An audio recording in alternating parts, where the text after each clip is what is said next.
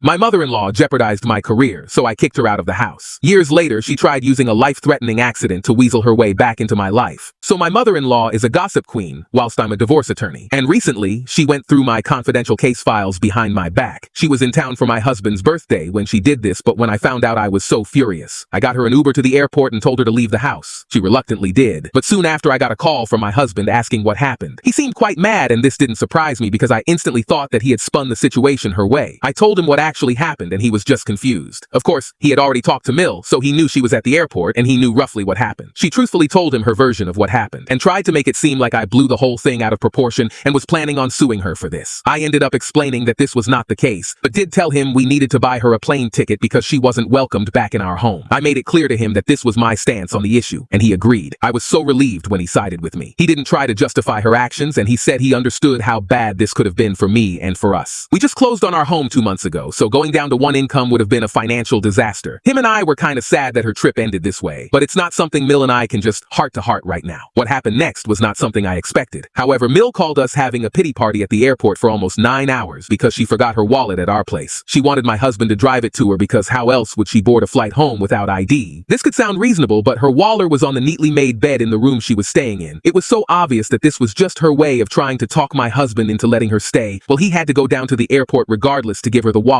When he gets there, hours go by and he's still there. I knew this was going to happen because the plane ticket I had bought her wasn't until very early the next morning, and she probably wanted to spend more time with her son. I don't know what happened at the airport at all, but I do know that when my husband came home from the airport, crap went down. Despite being a super calm person, he came into the house like a hurricane. Doors were slammed, keys were thrown. He even felt compelled to kick a dog toy, which only made the dog happily run after it and break all tension. Apparently, his hours-long conversation with his mother was frustrating but productive. The summary of it is Mill spent an hour trying to minimize the situation. She doesn't think what she did was that big of a deal because of family loyalty or whatever. Of course, she will never say anything about the case because we are her family. It was then that my husband showed the world his diamond spine. He told her that if family was so important to her, then she would not have hurt me like this, and that I am her family because I am his family. Swoon. She seemed to start getting how serious the situation is at this point, because of course it's not that big of a deal until her precious baby is hurting. He then went on to say how this could have hurt him. He told her how much we as a couple invested in my career and how we could have lost the house because of her. He told her that now that I was finally practicing, that it was his turn to go back to grad school and how she could have completely annihilated that option. It was around this time that she started ugly crying. She said she is so sorry. She won't say anything to anybody about what happened. She will never ruin our family, and that what she did is indeed unacceptable. So she finally understood the gravity of what happened. He told her that what she did was a non-negotiable deal, a crumpled piece of paper. When I went to the tow yard to get insurance figured out and I saw how her vehicle looked, I felt like the wind was knocked out of me. We were very lucky. She only suffered from a broken leg and fractured wrist, but it could have been so much worse. Naturally, Emil's sister was in a frenzy and needed to see her daughter ASAP. You see, she was so emotional about the whole ordeal. She asked my Emil to come along for support. This is all extremely relevant, by the way, I promise.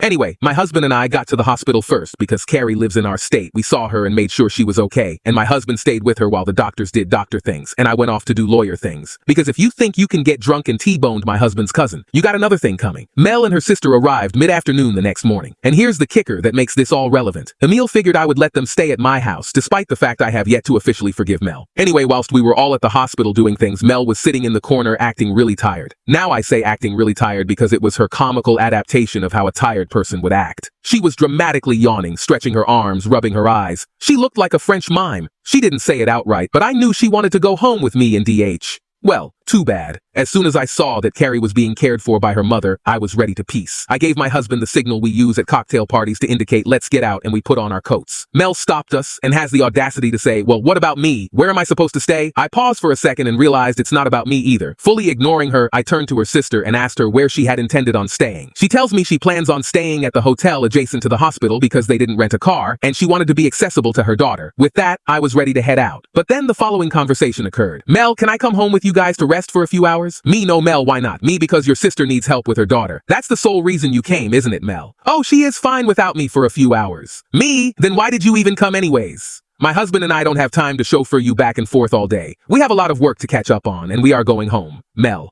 Oh, I'll just call a cab later. At this point, I knew what she was doing. I felt kind of paranoid up until now, but she kept pushing and pushing to come back into my home after I threw her out, and I was going to push back. That's when my husband stepped in. Well, if you need a place to nap, then go check into your hotel. I interrupted him. Everyone's had a long night. My husband and I get home. We crawl into bed and sleep for exactly 1 hour before our phones start ringing. And it's the gate guard. The guard calls us and tells us that a car just dropped off a lady who was screaming at him. She is repeating over and over that she is my husband's mother and demands to be let in. She is saying that she used to be on the list, so there must be a mistake. There's no mistake, Mel. I took you off that damn thing almost immediately after I exorcised you from my home. My husband groans and puts on pants to go wrangle his mother. And this is the best part. So before he can make the approximately 1-minute drive to the front gate, Mel goes ballistic. She charges the little booth that the guards have and starts throwing things, staplers, radios, stationery, all airborne. Obviously they call the cops, who show up very quickly. My husband calls me and tells me to get down there because they are about to arrest her. In the end, he talked them out of pressing charges because she was playing up the little old lady routine pretty hard. He drove her back to the hotel, but that incident made her zero in on the seismic shift in my relationship with her. I didn't even come to the gate to deal with her. She had lost control over me. She could not get to me, either emotionally or physically. I thought things were over, but they were about to get a whole lot worse. So after the hilarious gate incident, I was stuck in an awkward position. You see, I still wanted to go see Carrie in the hospital and make sure Emil's sister had all the tools she needed to do her momming, but I definitely didn't want to interact with Mel. Alas, I went anyways because I loved Carrie more than I hated Mel. IL needed some rest after all the excitement died down, and so I told her to go back to the hotel and I would take an evening shift with Carrie. I brought Carrie all her favorite junk foods and some fashion magazines.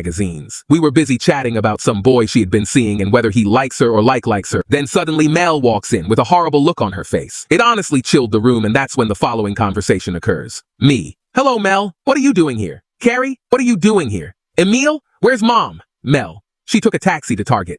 She packed so quickly that she forgot a few things. Carrie: oh, I'm going to call her. Maybe she can pick up some personal items and some snacks for me. Carrie gets distracted calling her mom, so Mel's full attention is on me now. Mel: I don't know what I did to make you treat me like this. Me: seriously? Because it happened not that long ago. You broke into my office and compromised my client's privacy. That's what you did. Do you really not remember? I'm actually incredulous. Mel: are you still mad about that? I said, sorry, me? Yeah, it's kind of a big deal. And you can say sorry until you're blue in the face. I am not forgetting that it happened. You could have really messed things up for me and my husband Mel. Well, you can't keep me out of your life forever. I'm his mother. I have a right to be in his house. He only owns half of that house. Which half do you want access to? The left half or the right half? Mel: I would never speak to my mother-in-law that way. Me: you don't have a mother-in-law. So, like the top half or the bottom half, we could quarter the home and you could just stay in 2 quadrants at a time. Carrie gets off the phone with her mom. Mel: anyways, Carrie, I came to bring you dinner. She hands over a bag of McDonald's. Carrie: oh, no thanks. I'm kind of full from the stuff she bought. You can just leave it there. I'll have some later. Mel: God damn it, can I do anything right? Carrie gets the most bewildered look on her face. Mel then yells, go ahead and ruin your body then with that junk. She points at the snacks. I know you need real food to get better. She then points at me. She isn't even a mother. How could she know? At this point, Carrie is tearing up a bit. I mean, she's being yelled at for not eating McDonald's and she's scared. I feel bad because I know that Mel's anger is directed towards me, and so I get up to leave because I didn't want Carrie to have to bear my burden.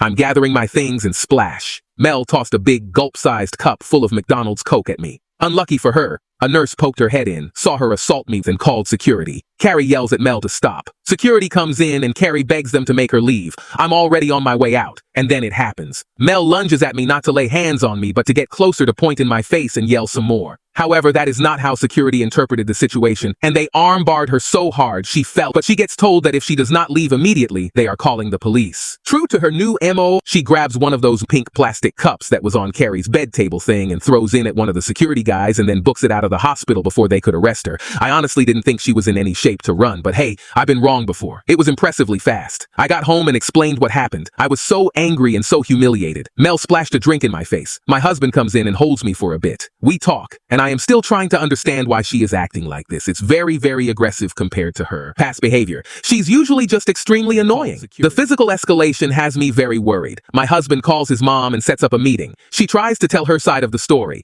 but it's honestly so absurd that nothing makes sense. And he ends up being even more confused after she tries to explain to him what happened. We absolutely cannot go on like this. As luck would have it, Mel's sister is now furious with Mel for yelling at her hospitalized daughter, so she kicked her out of the hotel room they shared, and now Mel has booked a flight back to Southern State because she has nowhere to stay. The flight leaves next evening, so we plan to have lunch before we drop her off at the airport. A very important side note, DH and I have been childless. Not necessarily child-free, but we like to travel, go to bars until late at night, and do exclusively adult things. It was a lifestyle that worked for us for a long time, but in the last year or so, I've been kind of thinking that maybe I didn't need 2 guest rooms and that one of them would make make a nice nursery. You know, we weren't trying, but we weren't not trying either. If it happens, it happens. Well, nothing happened. Nothing happened for a long time. I got insecure and suspicious. Long story short, the doctor says it's me. It honestly crushed me, the fact that I was not able to conceive. Anyway, now back to the lunch. So over lunch, she suggested that when we were ready to have kids, she would move in with us and take care of the baby. That was her retirement plan. So because we know we aren't going to have any biological kids, and that the fostering to adopt option may yield in us adopting older kids that don't need a full-time granny helping out, she has lost her retirement plan in her head all along. I was going to beg her back into my home because a newborn was going to be more than I could bear alone. She was just waiting me out. I was going to grovel. Well, I guess she really snapped when my husband told her we weren't going to have kids. It kind of solidified that she may never be allowed back into the home, and she became desperate to get into my house because she viewed it as the home where she would spend her twilight years. I was kind of stunned at lunch, so I didn't say much. My husband was panicked because he knows it will fall on him to figure it out for her. But we both agreed that this was absolutely never ever going to happen. My husband told her flatly, "Mom, you cannot live with us. We like our life as it is, and we don't think it's a good idea to be sharing our." And then, as if on cue, she started crying uncontrollably, loud, heaving sobs. And then she said something I will never forget. "If your wife was a real woman, I wouldn't have to live on the streets in my old age." That statement really hurt my feelings for some reason. Usually when she talks, I just let the words roll right past me. But this was an act of war. I was going to take a beat to address the horrific things she just said to me. I don't respond to attacks until I know that I can articulately stand up for myself, but the shock left me a little weak. So I'm thinking about how I am going to respond because I can feel tears well up in my eyes, and I know the next time I blink, I'll be crying. All of a sudden, I am wearing my jacket, and now my arm is getting yanked, and now my husband is throwing cash haphazardly onto the table. And now, I'm in the car. We never responded. I never even said anything to defend myself. He shut my passenger side door, and I cried harder than I remember crying in a long time. When we got home, I told him no more. She's blocked on everything, and I told the gate guards to call the police immediately. If she shows up again, don't even notify me. She needs to get her own phone plan. Any trips to the southern state will not be attended by me. All the money we were giving her was going to stop. He can send her whatever he wants from his discretionary budget, but I wasn't going to send her any of my money. I'm a real woman, goddammit. I don't need to shoot a baby out of my womanhood to know that.